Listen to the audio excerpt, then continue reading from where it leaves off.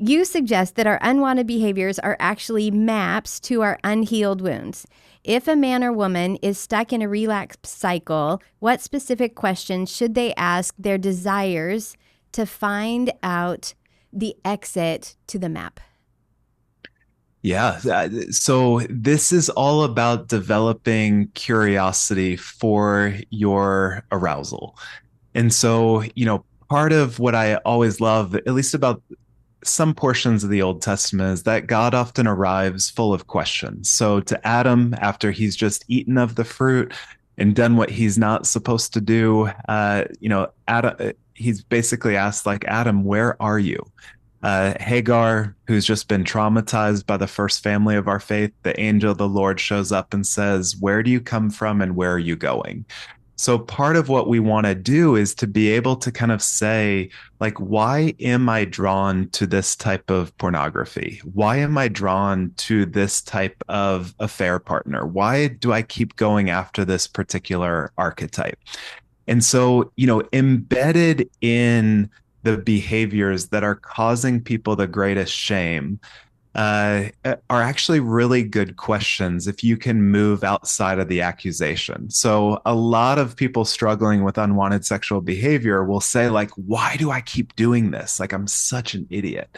And what you hear in that is a question that's not a question, it's a statement full of contempt and accusation. But if you can kind of say, okay, if we take the contempt out of that sentence, it's actually a really good question. Like, why do you think you keep going back to this?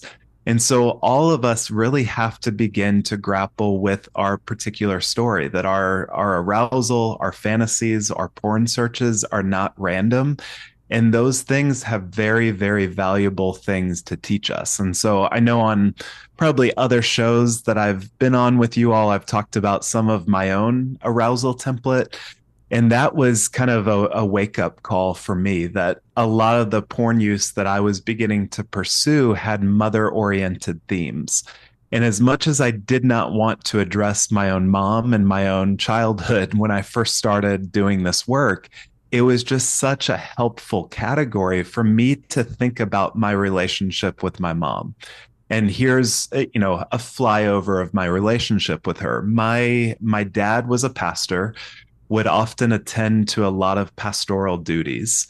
And whenever he was responding to a crisis, going to a session meeting, prioritizing other people in the ministry, I would often kind of see that something of my mom's face would be disappointed, would become angry at his departure, that he was leaving yet again. And so part of my role in my family was to consistently check in to see how my mom was doing. Like, did she need help with the dishes? Maybe we need to go to Giant or Shoppers Food Warehouse to buy some more groceries. Like, my provisional self was to be really good for my mom, to ask her the questions that I knew her friends and her husband were not asking, to attune to her, to respond to her. Unbeknownst to me, that was affecting my sexual development. It shaped how I related to women, that I was always positioning myself to kind of ask, like, where they were vulnerable, where their husbands, where their boyfriends were not responding to them. So I've always had a sixth sense for the emptiness, the loneliness of women. And then I began to sexualize that. And so porn use became part of the way that I worked out part of that story of having a mom who used me. But in porn, I got to reverse it and I got to use a woman. I got to objectify someone instead of just being used by someone else. And so there are patterns, there are maps embedded in the very behaviors that we want to outgrow. And if you pay attention to what those specifics are, they will provide something of an exit ramp out. Mhm.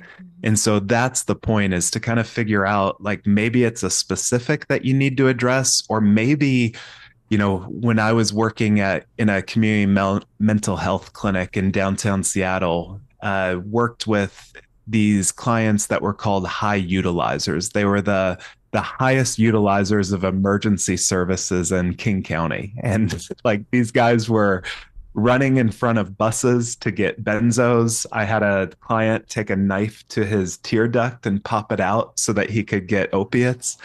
Oh my And I gosh. eventually just kind of asked some of these people with dual diagnosis, like mental health disorder and substance abuse disorder. I'm like, tell me about the first time that you had heroin. Tell me about the first time you had an opiate. And they're like, man, it felt like a warm hug. And I was like, interesting. Tell me more. And, they would tell these stories of being 12, 13 years old. And it was like the first experience of their body experiencing rest. And it was like in that moment, I began to get like, yeah, these addictive behaviors, these things that sabotage our lives are actually maps. They're telling a story about where we found soothing, but also the places that we keep going back to that are now hurting and stunting our growth. So all that to say, we have so much to learn from the problems of our lives. And what Hmm. I hear you saying, Jay, is how important it is that we have that curiosity and compassion towards ourselves. That rather than the critical, why are you doing that? And even that tone of voice, like, what's wrong with you? And I think sometimes we put that tone of voice on God, that He comes along saying, Mm, what are you doing here? Versus maybe His voice is filled with curiosity and compassion of, Adam, what are you doing here? Let's talk. Like, I want to understand you. And it's not actually a question, it's really a statement I'm making to you about your value to me. And if we could make that same turn with our own thinking of, what's really going on here, and what could I learn?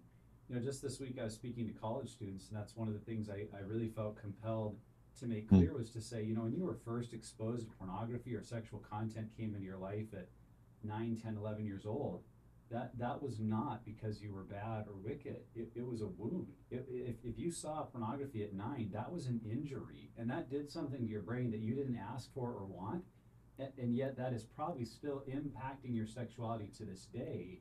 And if you can look that the source is actually a wound and not a bad choice, then you can be a lot more compassionate for your story, mm, and where you're at now. And you could almost see in the room like shoulders just kind of sink of mm, like, oh, I don't have to beat myself up over this. Instead, I can figure out where did this actually start as a place of woundedness and pain. And no one has helped me ever go back and recognize how hurtful and disorienting those moments were when I was exposed at a friend's house or on the playground, or someone showed me something that I didn't want to see, but suddenly there it is and my brain's responding to it. But when we see it as an injury and a wound, then we can have compassion not only for ourselves but also for others in walking out their stories.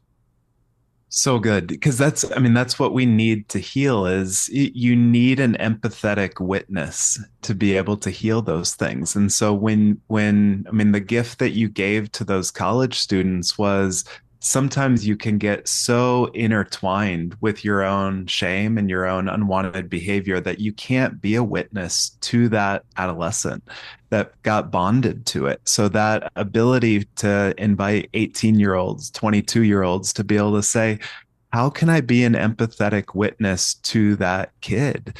And that's a metaphor I work with a lot with my intensive clients, is to really help them to see that, like, you were in a desert and you found a well, and that well gave you something to drink.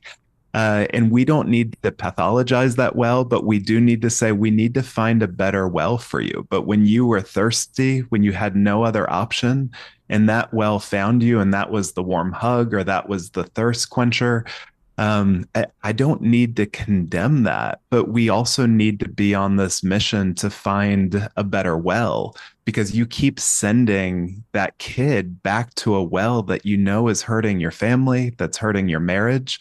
But we develop these soul ties and these attachments to those wells, to the things that we use to solve the traumas, the heartaches, the wounds of our life. And that's part of the recovery process, is to address those undue attachments that are wreaking havoc.